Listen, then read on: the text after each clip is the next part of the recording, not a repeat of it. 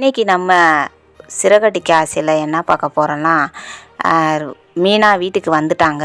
வந்த உடனேவும் ரவி, அண்ணாமலை, விஜயா, முத்து இவங்க 4 பேரும் மீனாவை சுற்றி நின்றுக்கிட்டு ஒவ்வொருத்தவங்களும் ஒவ்வொரு கேள்வியை கேட்டுக்கிட்டே இருக்கிறாங்க. அப்போ கேட்கும் போல் ரவி வந்து, அண்ணி என்னாச்சு, ஏன் இப்படி செஞ்சீங்க, எங்கே போனீங்க, ஏன் யார்கிட்டையாவது சொல்லிட்டு போயிருக்கலாம்ல அப்படின்னு சொல்கிறாங்க. சொல்லி முடிக்கங்கொள்ளையும் உடனே அண்ணாமலை வந்துட்டு, ஏம்மா மீனா இப்படி பண்ணுற, ஏன் இவ்வளோ நேரம் ஆயிடுச்சு, எங்கே போனேன், சொல்லிட்டு போயிருக்கலாம்ல, நாங்கள்லாம் இருக்கிறோம்ல, என்ன பிரச்சனையாக இருந்தாலும் என்கிட்ட சொல்லலாம்ல அப்படின்னு சொல்லிட்டு அண்ணாமலை சொல்கிறாரு.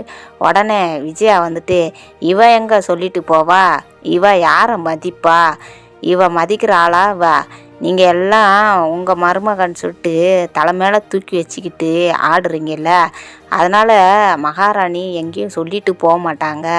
இவங்க போனாங்கன்னா நம்ம இங்கே சாப்பாட்டுக்கு வழி இல்லாமல் இருப்போம்னு நினச்சிக்கிட்டு இருப்பாங்க. அதெல்லாம் ஒன்றும் கிடையாது, நீ அந்த மாதிரிலாம் நினச்சிக்கிட்டு தெரியாத. எங்களுக்கு ரோகிணி நேற்று சமையல் செஞ்சால் நல்லா இருந்தது, நாங்கள் சாப்பிட்டோம் அப்படின்னு சொல்லிக்கிட்டு இருக்கிறாங்க. சொன்ன உடனே முத்து கேட்குறாப்புல, மீனா எதாக இருந்தாலும் சொல்லிட்டு போகலாம்ல, எந்த பிரச்சனையாக இருந்தாலும் நம்மளுக்குள்ளே வச்சுருக்கலாம்ல, நீ ஏன் இப்படி போன அப்படின்னு சொல்லிட்டு முத்துவும் கேட்குறாப்புல. கேட்ட உடனேவா மீனாவுக்கு என்ன சொல்கிறேனே தெரில. ஆள்மாற்றி எல்லாம் கேள்விக்கு மேலே கேள்வி கேட்டுக்கிட்டே இருக்கிறாங்களே ஒழிய அவன் மீனாவை பேசவே விடவே இல்லை.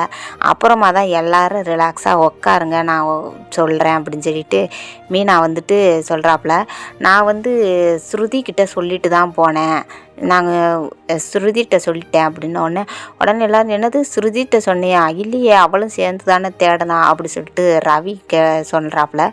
சொன்ன உடனேவும், இல்லையே நான் அவங்கக்கிட்ட காலையிலேயே நான் சொன்னேன், நீங்கள் காலையில் கோவிச்சிக்கிட்டு போனீங்கல்ல, அதனால் நான் வந்துட்டு ஸ்ருதிக்கிட்ட சொல்லிட்டு போனேன் அப்படின்னு சொல்லி அவங்களும் சரின்னு வேற சொன்னாங்க அப்படின்னு சொல்கிறாங்க.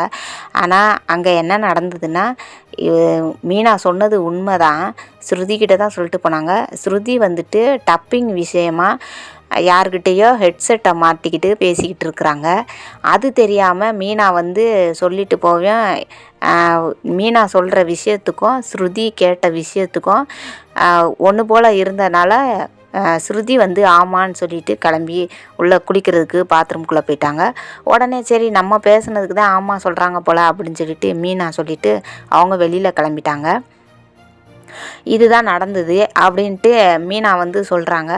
சொன்ன உடனே வேலைக்கு போயிட்டு உள்ளே வர்ற ஸ்ருதி வந்து, மீனா எங்கே போனீங்க, ஏன் எல்லோரும் இந்த மாதிரி தேட வச்சுக்கிட்டு இருக்கிறீங்க, சொல்லிட்டு போகலாம்ல அப்படிங்க.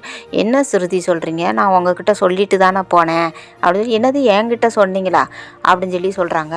ரோகிணியே வந்துக்கிட்டு, என்ன ஸ்ருதிக்கிட்ட சொன்னால் ஸ்ருதி எங்ககிட்டலாம் சொல்லியிருக்கோம்ல, நீங்கள் போய் சொல்லாதீங்க மீனா அப்படின்னு சொல்லிட்டு ரோஹிணி அப்போ போல் லைட்டாக பற்ற வைக்கிறாங்க. விஜயாவும் ஆமாம் இவா ரொம்ப பொய் சொல்கிறா, நம்மக்கிட்டெல்லாம் சொல்லக்கூடாதுன்னு சொல்லிட்டு ரொம்ப பொய் சொல்லிட்டு இருக்கிறா. அப்போ பாரு ஸ்ருதியும் எவ்வளோ பெரிய பொண்ணு, அதாவது எவ்வளோ பெரிய பணக்கார வீட்டு பொண்ணு, அந்த பொண்ணு பொய் சொல்லுமா, நீ தான் பொய் சொல்கிற மீனா, நீ தான் பொய் சொல்கிற அப்படின்னு சொல்லி முத்துக்கு ஒரு மாதிரி ஆகுது. உடனேவும், ஐயோ அத்தை, நான் சொல்கிறதெல்லாம் உண்மை தான், நான் ஸ்ருதிக்கிட்ட சொல்லிக்கிட்டு தான் போனேன் அப்படின்னு சொல்கிறாங்க.